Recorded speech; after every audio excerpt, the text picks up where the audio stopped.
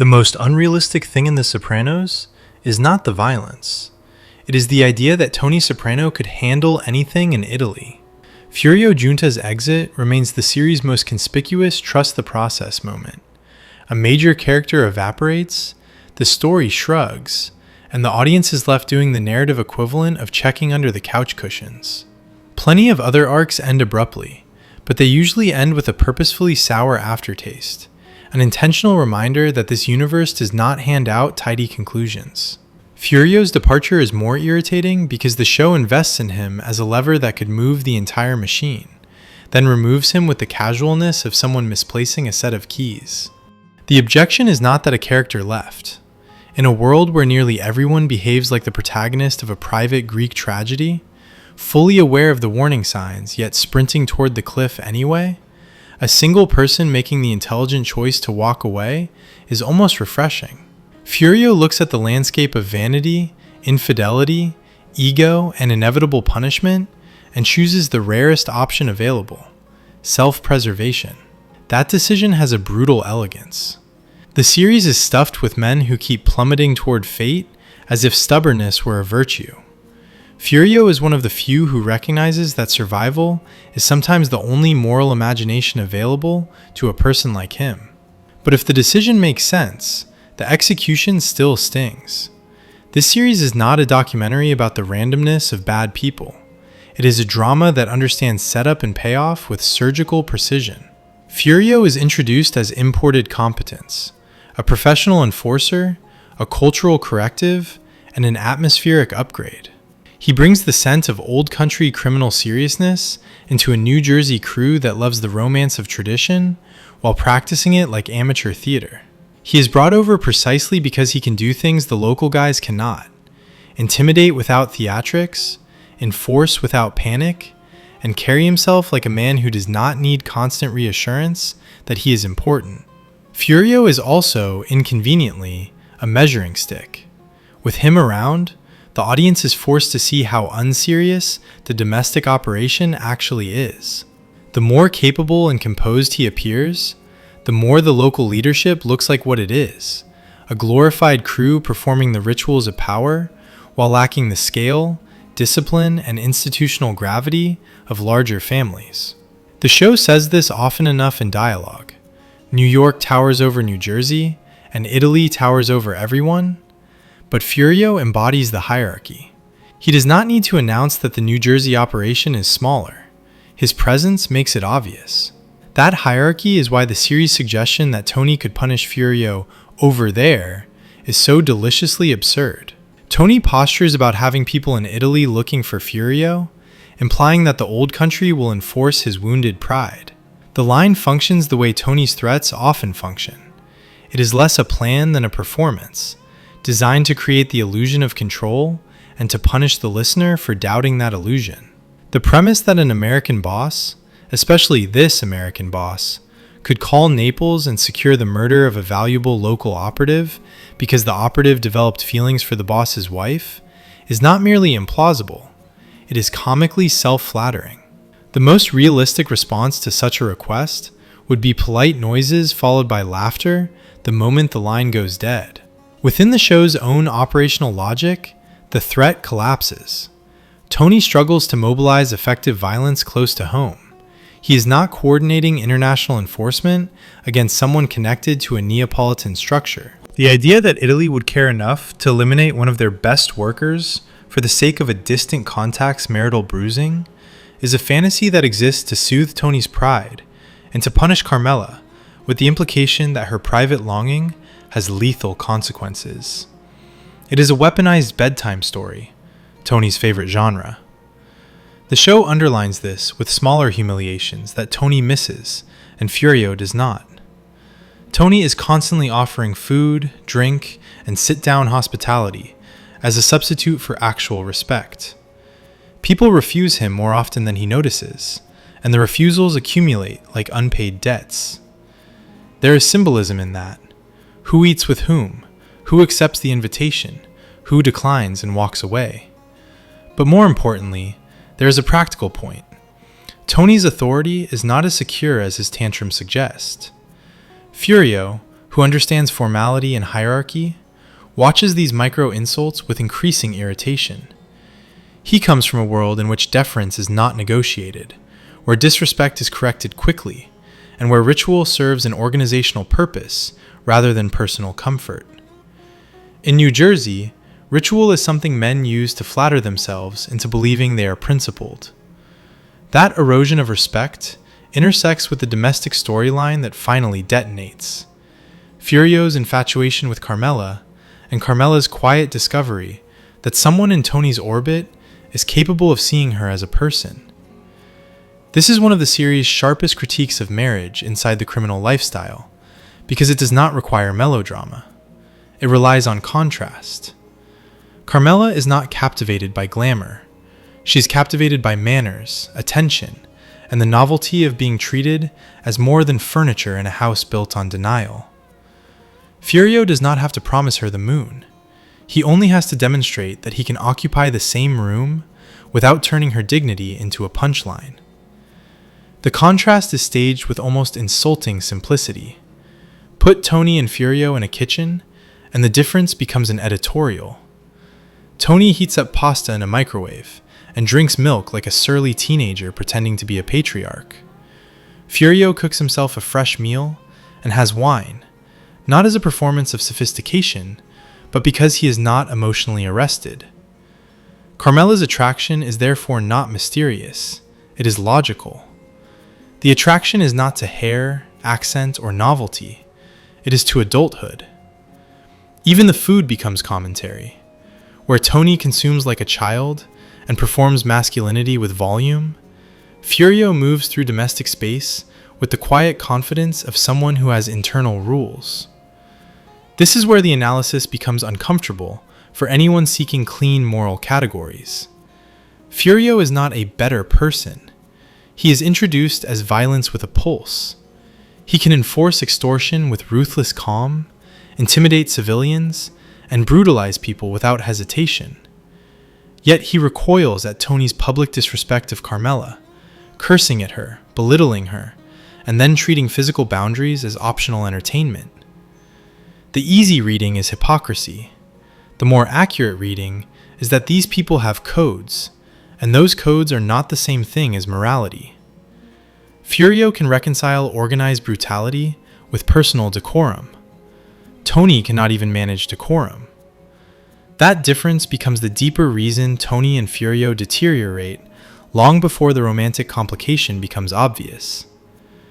Early on, Furio is useful, close, even welcomed into the domestic sphere. Dinners, rides, proximity to the family.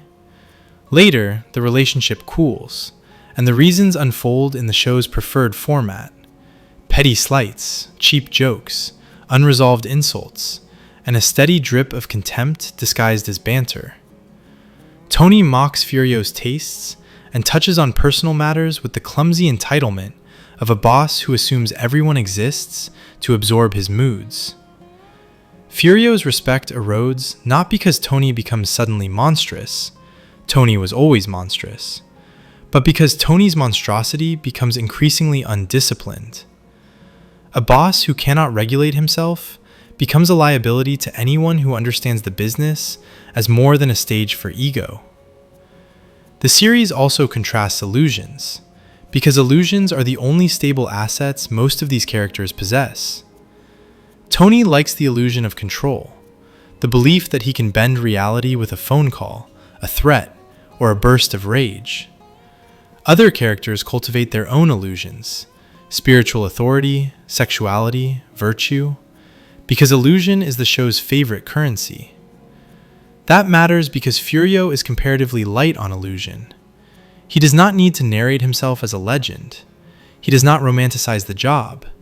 He simply does the job. In an environment where everyone is selling an identity, the man who does not need to sell one becomes a threat.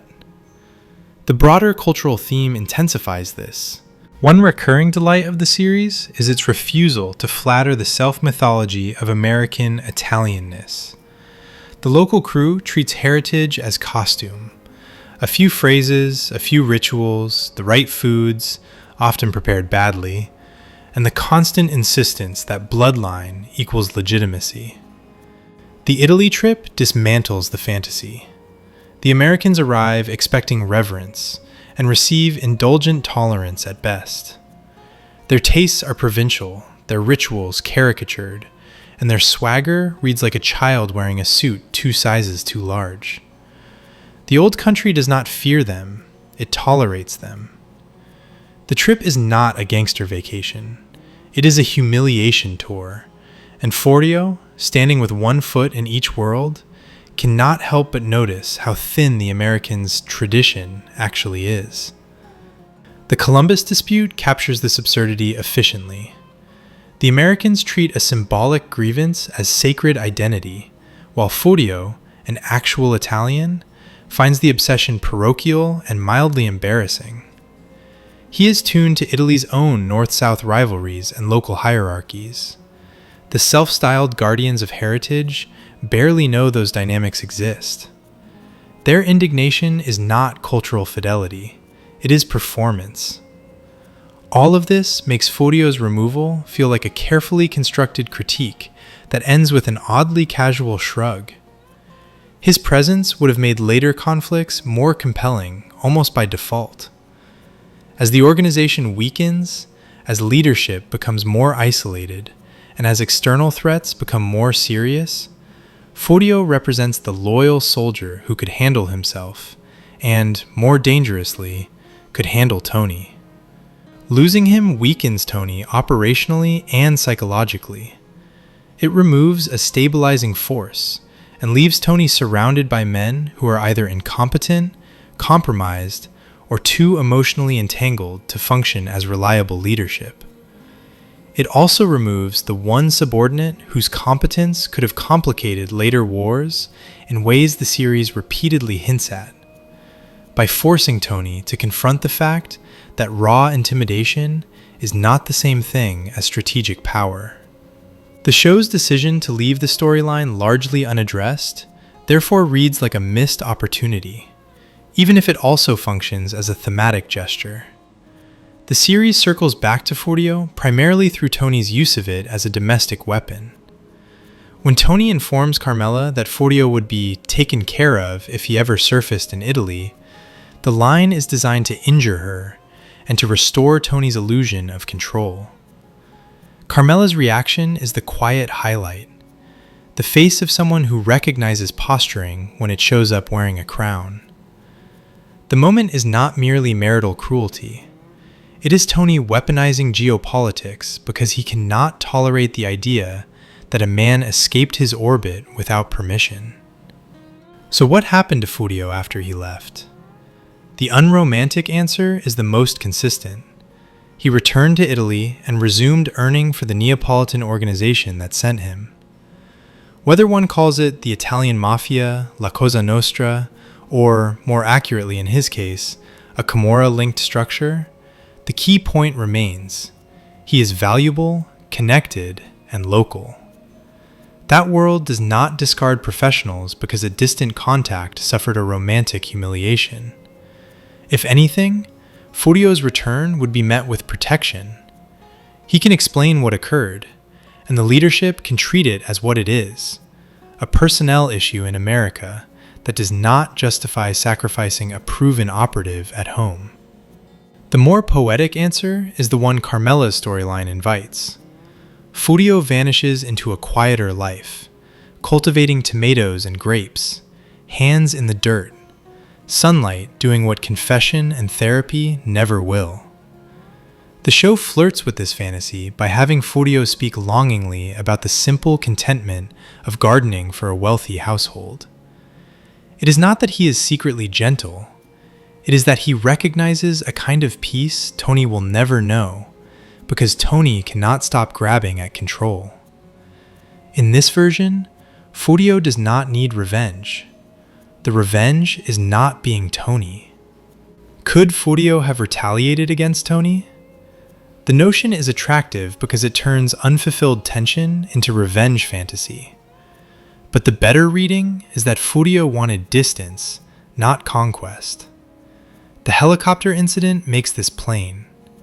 The The show hands him a near-perfect opportunity. A drunk boss near spinning blades, a shove, a plausible accident, and a clean exit. In a different series, it would be the set piece that ends a season. Here, it becomes a test of restraint. Furio stops, not because he lacks the capacity for violence, but because he understands what such an act would mean. Killing a boss to take his wife is not romance. It is organizational suicide. Even if no one could prove it, the mere possibility would brand him as the kind of man who violates hierarchy for personal gratification. In a world built on hierarchy, that is a death sentence. That brings the focus back to code. Furio is not loyal in the sentimental way Tony wants loyalty. He is loyal in a traditional way. Hierarchy matters, respect matters, and personal desire must bow to organizational reality. He can be selfish enough to want Carmela, but not foolish enough to believe he can have her without paying a fatal price.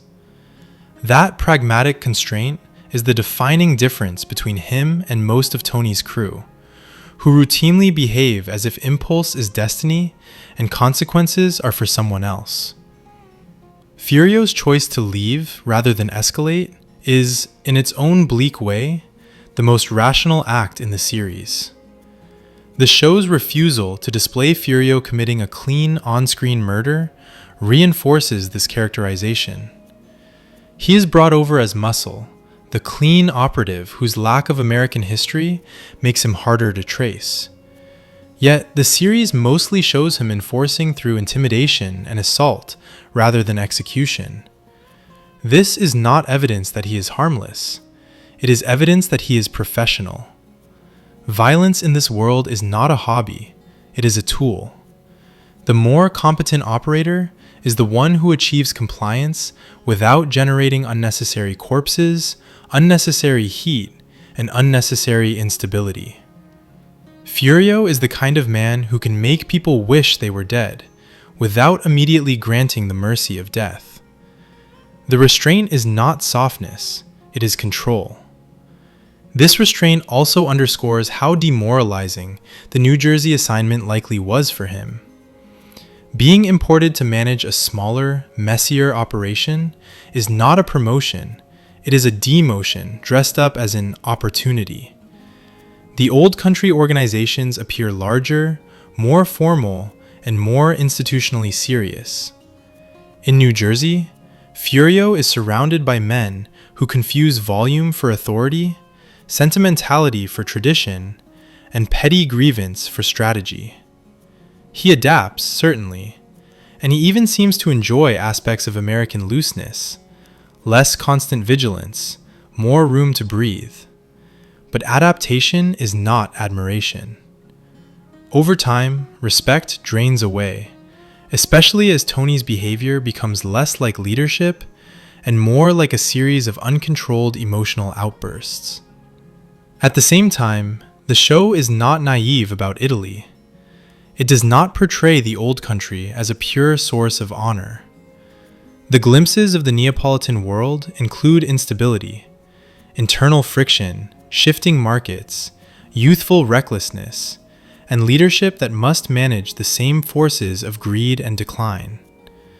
The difference is scale and posture. The Italian side may be corrupt and violent, but it does not need to pretend to be a myth.